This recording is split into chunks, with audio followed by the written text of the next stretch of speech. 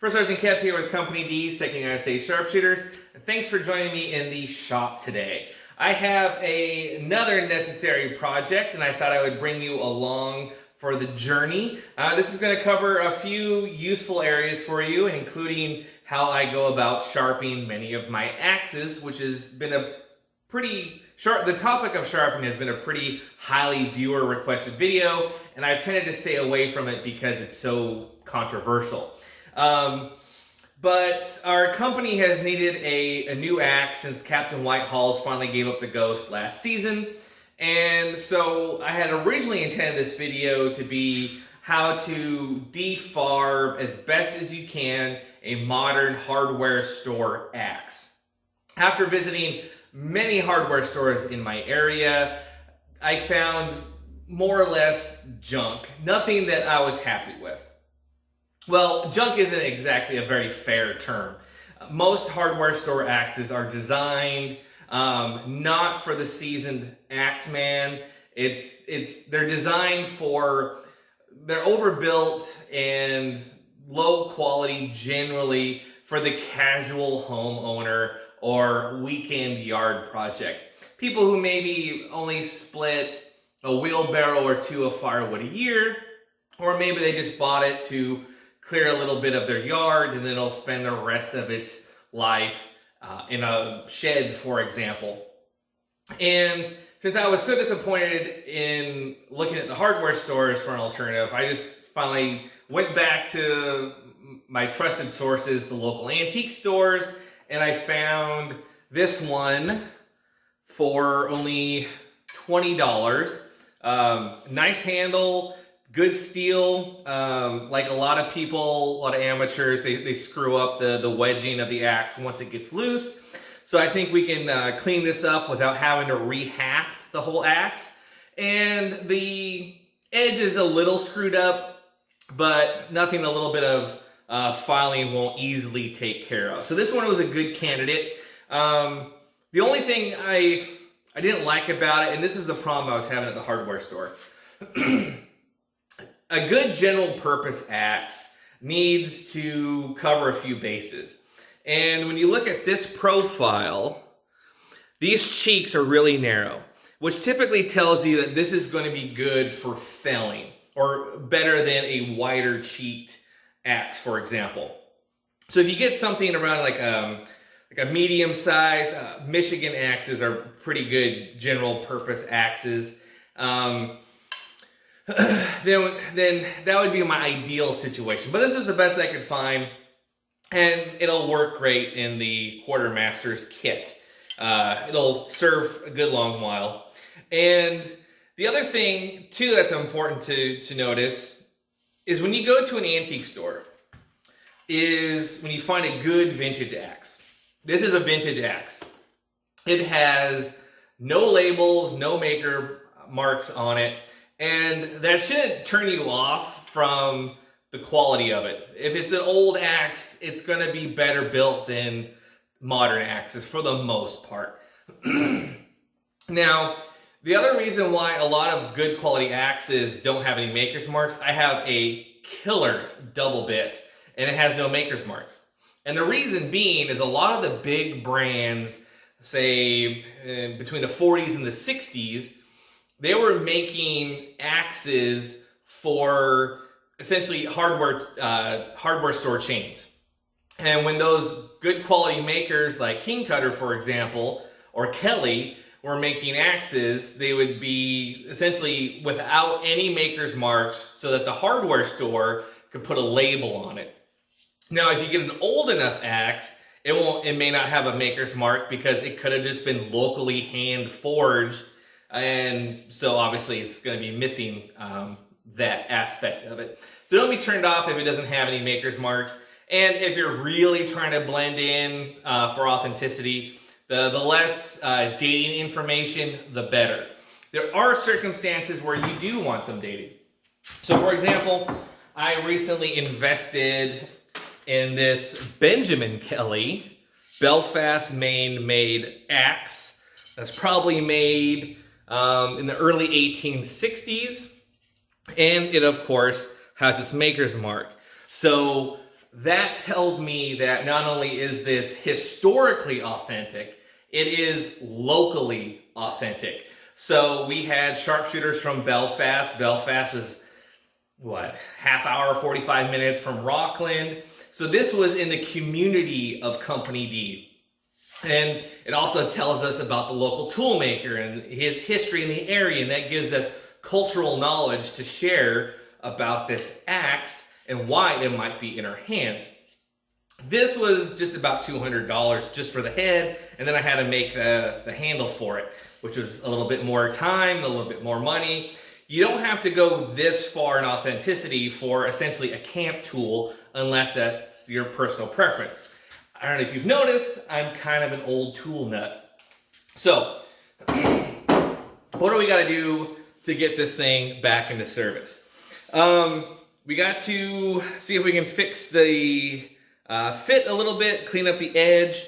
But one last thing before we get started is when you're going to antique stores, if you ever get a chance to pick up a vintage axe that has been truly used by someone who knows how to use an axe, someone who spent many of their days wielding an axe, you'll notice, and especially on some of them, the modern axes, you'll notice the huge difference in thickness of the handle. Modern hardware store axe handles are huge compared to the vintage and antique ones. If you work with this axe every single day, you're going to want a thin axe handle. It makes it more responsive, it's more comfortable in the hands, it fits better, it's going to flex more, which will be taking more wear and strain off your hand. And, you know, don't think that a thin handle means that it's going to be weaker by any means. If you are using your axe for its intended purpose, a thin handle will work just fine. If you're trying to pry on it and break knots and doing all kinds of bad habits with your axe, then yeah, a thin handle is probably not the best call for you. And that's why I think in part modern hardware store axes are so overbuilt. And that's because they need to withstand abuse from people who haven't been properly trained or have the experience on how to use an axe on a regular basis. So yeah, you'll really notice a gem is if you find a nice thin axe handle. This one, yeah, I'd say is 36 inches, which is a nice, this is probably, maybe 3.5 pound head. Yeah, 3.5 pound head. So this one with a little bit of work could be a good all-around camp axe. Now, because it has thin cheeks, it's not going to split as good as a maul. So what would be a workaround to compensate for these thin cheeks, which are going to tend to bite into wood rather than to split it aggressively? Well, again, you go back to old school technology and you use a glut. Now, this one isn't in amazing shape. It's probably not the best choice of wood, but this is a wooden wedge. Now, a lot of times in the hobby, and heck, even in my farm shop, I have steel wedges for splitting gnarly pieces of firewood. But during the Civil War, gluts, wooden wedges would have been incredibly common. And at our last bivouac, we needed one to split a really tough piece of wood. So what I did is I just went out and grabbed a oak branch that was nearby, cut it to length, cut it in the shape of the wedge, chamfered the edges, and we used our wood mallets to drive this into the wood to split it open. So when you have something like this in camp and the period correct knowledge of essentially firewood processing hacks combined with a smaller axe, you have all the tools necessary to have a good experience and get the most out of the tools that you actually have. So let's first start seeing what we can do to fix this fit. We can see we have a big gap right here and that the handle is actually recessed and they got a couple wedges. I want to see if I can save this without having to rehaft it. That'll just save me a ton of time. And you can also see what's left of the original wedge, that the wedge was way too thin, and rather than try to put in a new properly sized wedge, they just went with these steel ones. I also don't know anything about the history of steel wedges and axes. So if you know anything, you have any historical documentation as to the history of steel wedges and axes, we would love to know it. Let us know down in the comments. So first thing I need to do, real simple, is I need to see if I can set this head further up. And when you work with an axe, if you're new, you hit it upside down. And the forces are actually going to make the axe travel back up the handle. So I'm going to try to use a minimum amount of force. Oh yeah, just those few hits. You can see now we're above the surface, which is good, which means we should be able to extract this one without much fight. Let's see if I can go a little bit higher. You can see on the original shoulder seat, we still got some room. So let's see if we can get it up a little bit higher. And we can pull those out. And if we can pull those out, we can drop the wedge out. Let's see. There we go. I should be able to get a screwdriver, a chisel, or something and be able to pry these out. Let's see if we have any luck. Now I have the axe in my woodworking vise. If you don't have a woodworking vise and you just have a typical bench vise, make sure you use some form of soft jaws. You stick some scrap pieces of wood in there so that any teeth that might be on your vise jaws doesn't mar either your wood or your steel. So now I have a chisel and a little ball peen, and I'm going to see if I can extract. Got one wedge out. That's looking good. Let me get my fine ones on there. Oh, so close. There we go. Just like that.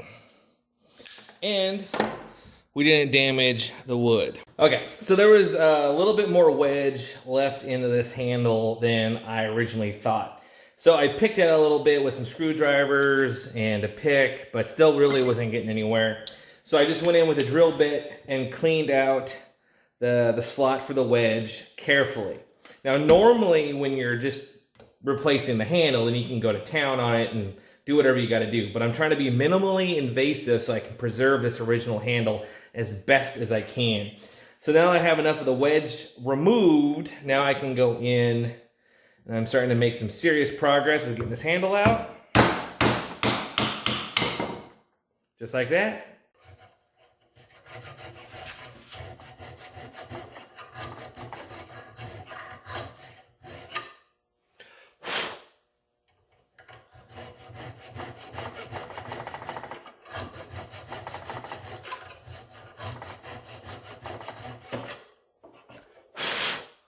So now what I'm doing here is I'm just taking down the old shoulder a little lower so I have a little more room to drive this head back on a little bit better.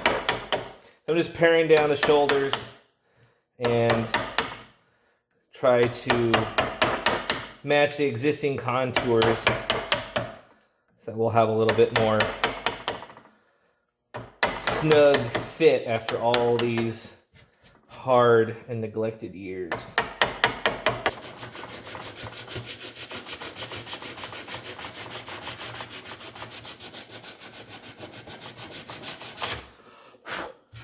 Now I'm just cleaning out all the old rust out of the eye to help the fitting process work better.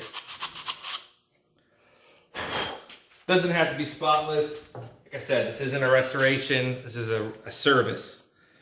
So we gotta make sure we get the head going on the right way. Get her started. Now, see what she does.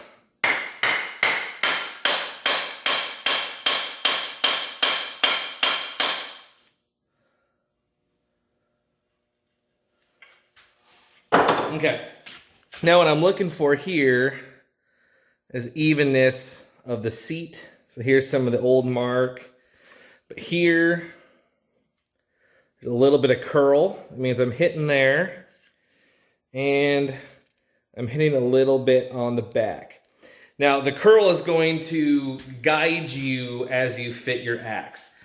This is the patience portion of any axe hang that you're going to do. It takes as many fits as it takes until it's properly done. So I'm gonna take this head off, shave a little bit more, put it back on, check it, shave it a little bit more, and then we'll see how she finally sits. Now that we have the wedge out and our tenon cleaned up, we have the axe fitting better. We had to drop it down a little bit so we can get a little more meat up here.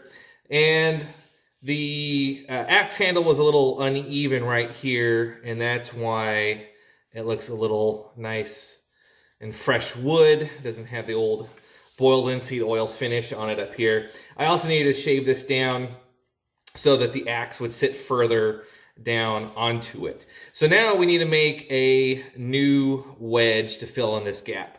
Now you can go to the hardware store and buy wedge kits. You can just make your own. They're not that difficult. So what I usually do is I dig through my offcuts bin and find some hardwood. This is some oak left over from another project. And I just lay out a wedge. So let me drop this out.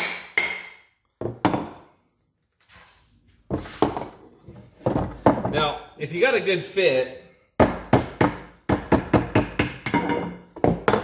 your axe head should come on and off the handle fairly easily. Because the last thing you want is, if your gap up here is closed when the head's on, then it's not a good fit. You're gonna need to take more off.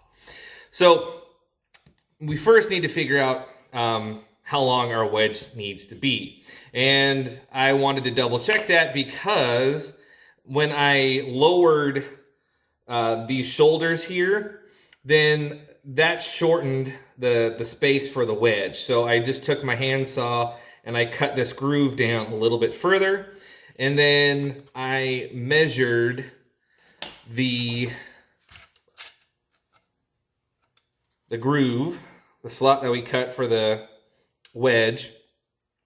And then I lay that out, and then I add anywhere from 1/2 to 3/4 of an inch.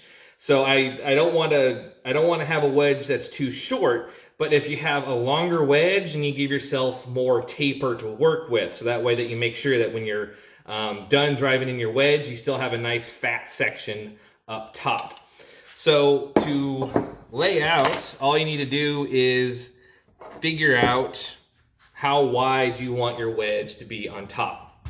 So in my case, it was going to be, I think I did 3/8 of an inch.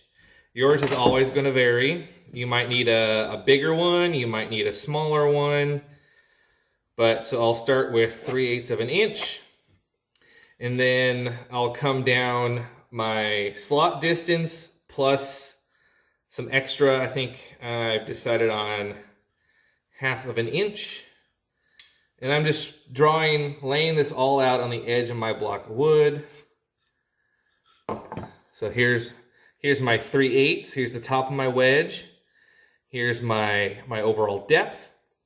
So now what I need to do is I need to turn this rectangle into a wedge. So all I'll do is find the center down here. You can lay it out, you can eyeball it. So there's my center right here.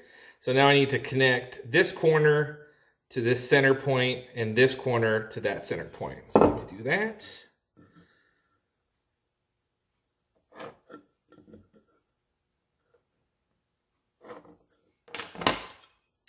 Just like that. Now, I cut these out on my bandsaw. You can use a handsaw, lots of different ways to go about doing it. And then when you get there, you have a wedge. And you just got to make sure that you factor in how wide your wedge needs to be. Now we have our wedge fit to size. This is kind of an approximation because this, remember, I'm just trying to reuse this. So the top of it is a little bit damaged. So I'm okay with maybe being, a little bit over. It's going to be hard to tell until the wedge is in there. So once you have your fit right and you have your wedge, then you just reinstall your head.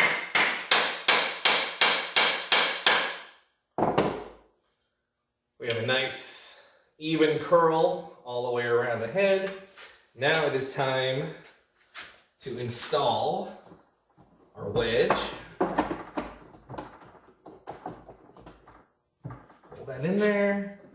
And then, I don't normally do this, but this axe handle has seen better days, and it's going to get a lot of use in our company.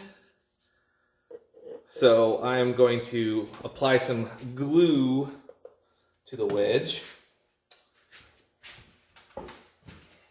And I'm just using Titebond 2. You could use the Titebond 3 if you feel like you need the waterproofing. There we go. So this is when you make sure that you're fully committed to the way that your axe head sits. Because once this dries, there's no more rehab for this guy. So now I got it in.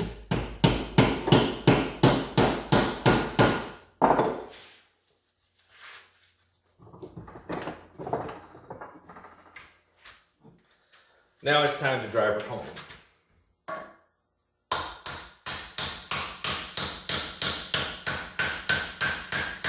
So I have the new white oak wedge glued in. I cut it off flush with a saw, touched it up on the sander really quick, and I just took some sandpaper and sanded a nice chamfer all the way around the top here to protect it from splintering any more than it's likely to do. So now I'm just going to clean up the axe handle a little bit. A little bit of turpentine and some steel wool. This is just mostly to get the dirt and grime off of it from wherever it's been stored in its life. I'm not making a showroom piece. I'm just trying to make it serviceable and maybe open up the pores of the wood a little bit more to accept a little more oil easily. See how much human slime and grime we can get off this handle. Yeah, that's a little gross.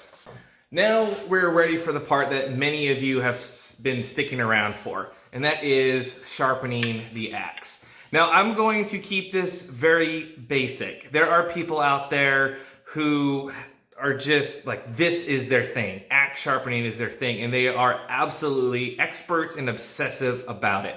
I work with axes, so I needed to have a nice, even, consistent edge, and I needed to be sharp. If you want to go deep in your education into edge geometry and sharpening and techniques and axemanship, one of my favorite channels is Skill Cult.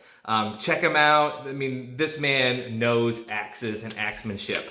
But for this, I just want to keep it easy and accessible to you. Let's see if I can get this up here. And you can see there's, the edge is damaged, but it's not terrible. It's a long way from being sharp, and so, it's dull like a butter knife. And then for the edge geometry, I can still see the original, or what was previously sharpened on here. And like I said, I'm just going to keep this simple. Trying to see if I can get more life out of this $20 antique axe. And so I'm just going to lay my tooling to match this existing angle the best that I can. Now to get started, I am going to joint my edge with just a file. And so I'm just taking my file perpendicular to the cutting edge to make sure that it's all the same surface. Now, if you just have like a little ding in your edge, because maybe you hit a really hard knot, or maybe you stuck it in the ground. If you have small ones, you don't need to do this, because those should come out with basic sharpening. So you can see, let me get this in here, maybe you can see it. There's one right there, there's a big nick. There's one right there, and it looks like there's one right down there. So I'm just going to work on this until it's all nice and consistent.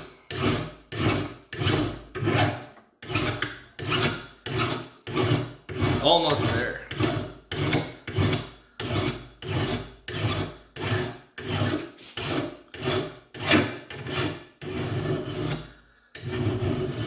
And so now I'm taking these long strokes to maintain the original curve of the axe.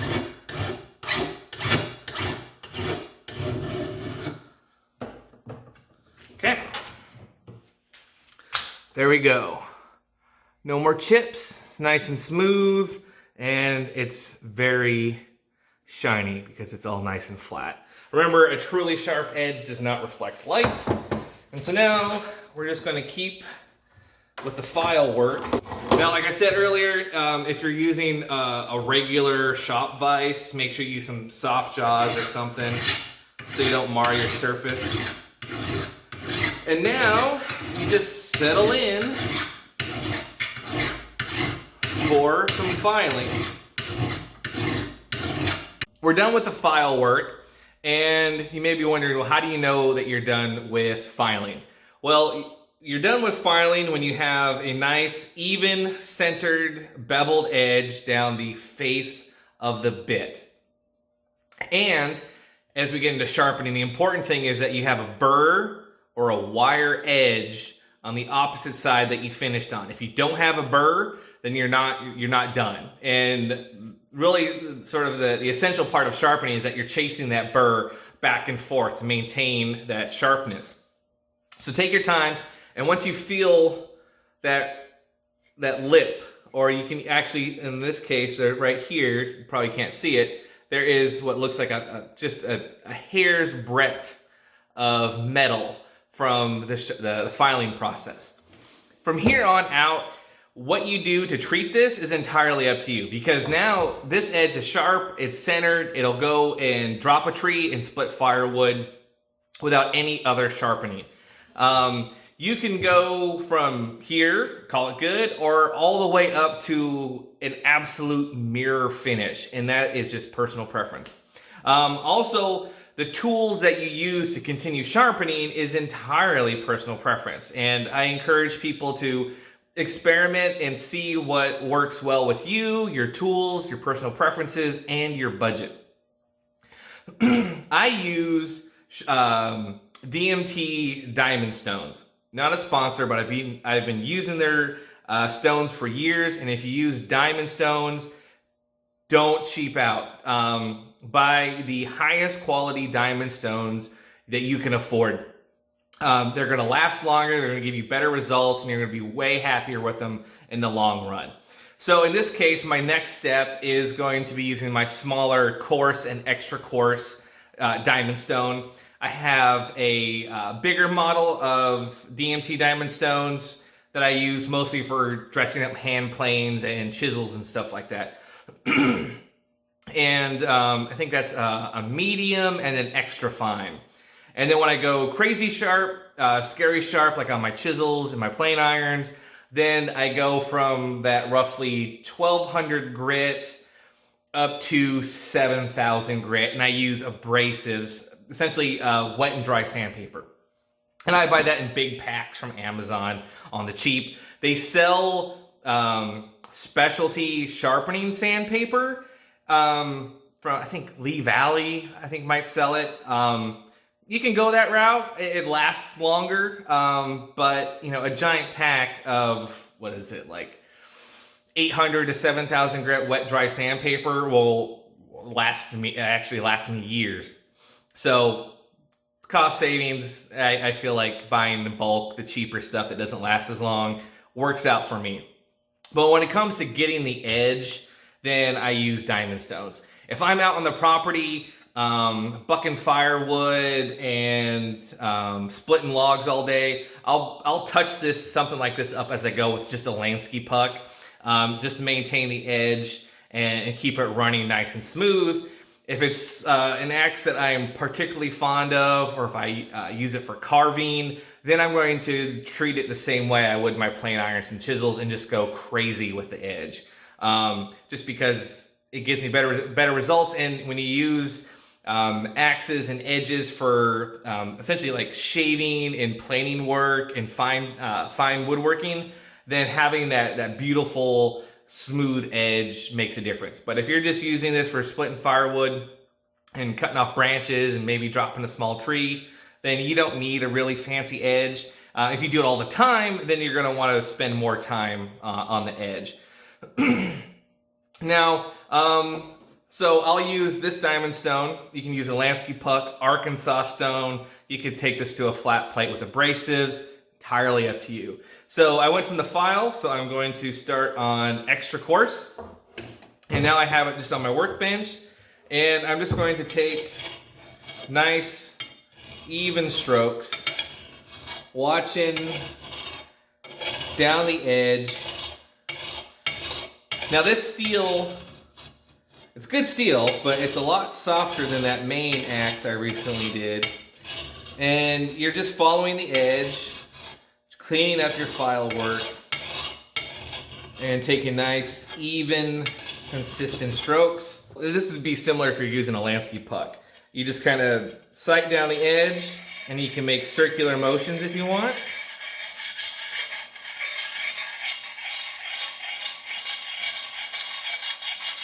Until you get that edge that you want.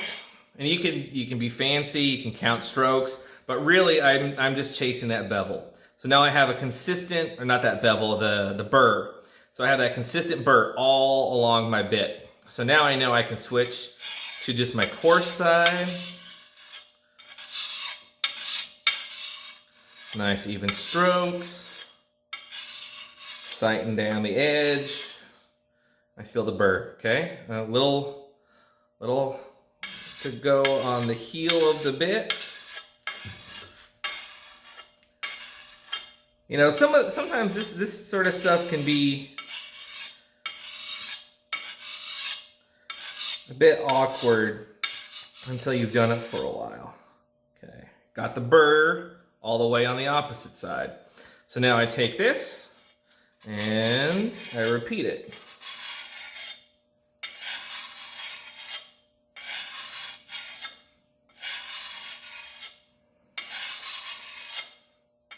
So this is just a camp axe. Okay, this isn't anything I'm going to be doing fine woodworking with. So now I already have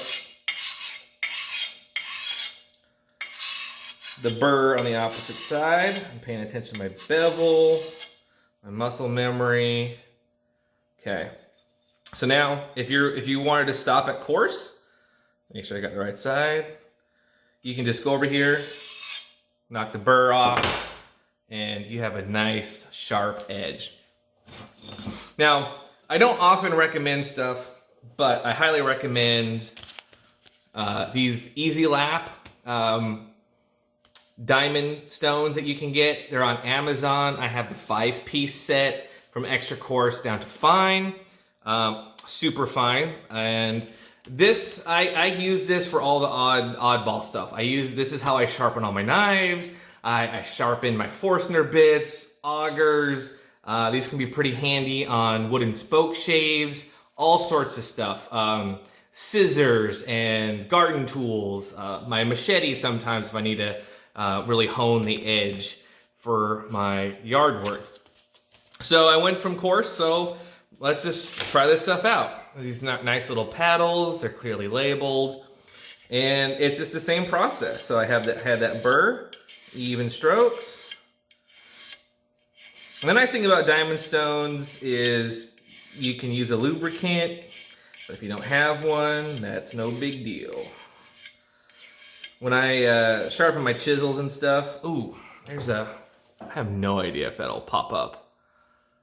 Where is it? Oh, right there. See that wire edge? That's how you know we're in sharpness territory. Okay, so I pushed that on the other side. So now I can go back over.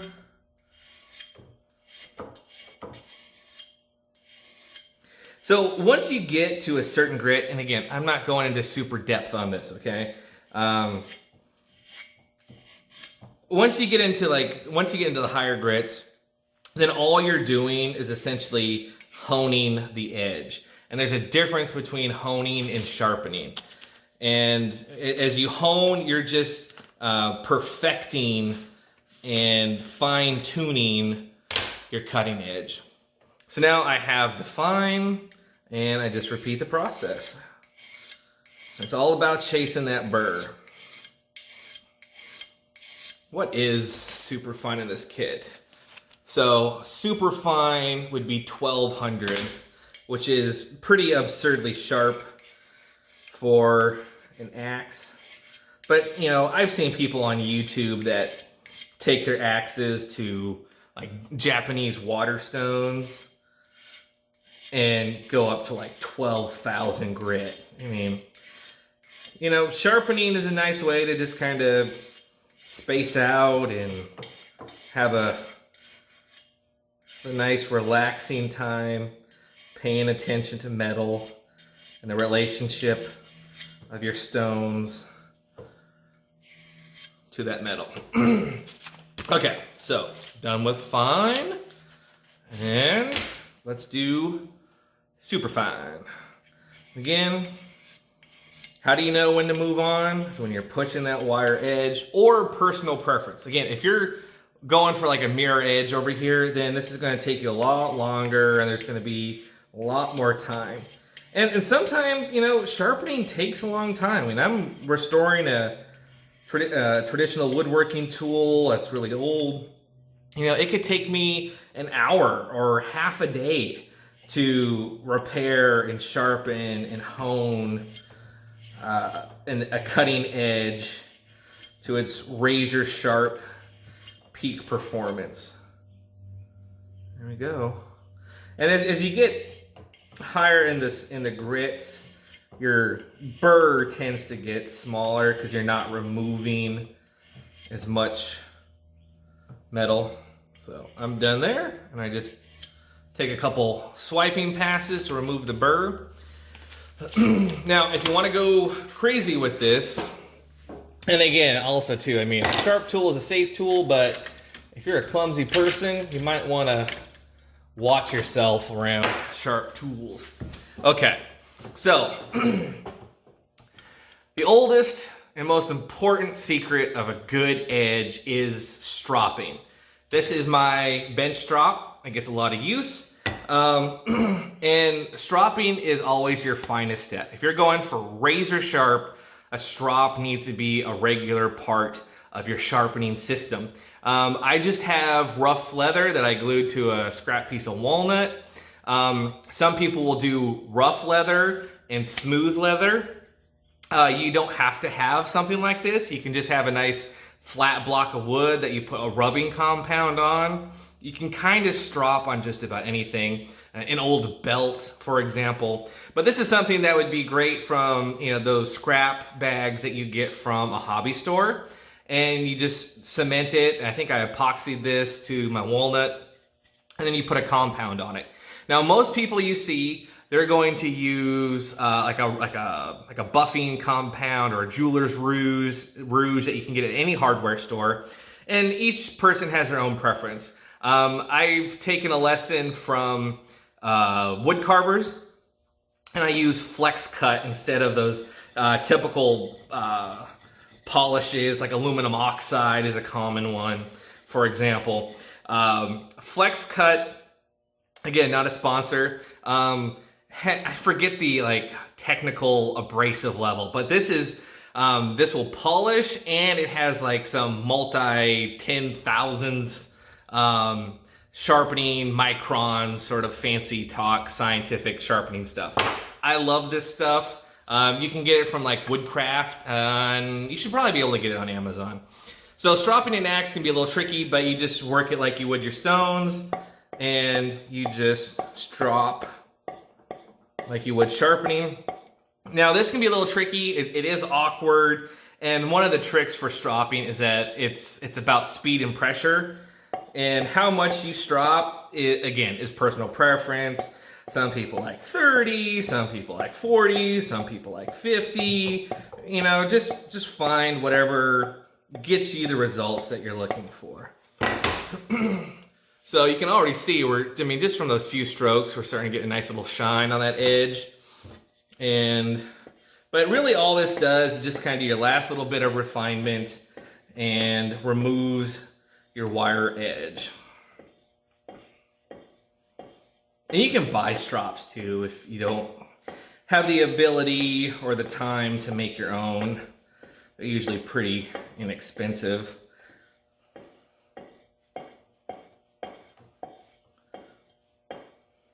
Okie doke.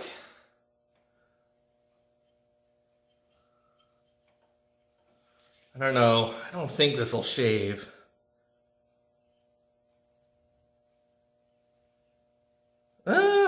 I got a few hairs, but it's not really that sharp. And I mean, it's sharp. It'll slice through a piece of notebook paper, but I'm not going for scary sharp. I'm going for a solid working edge.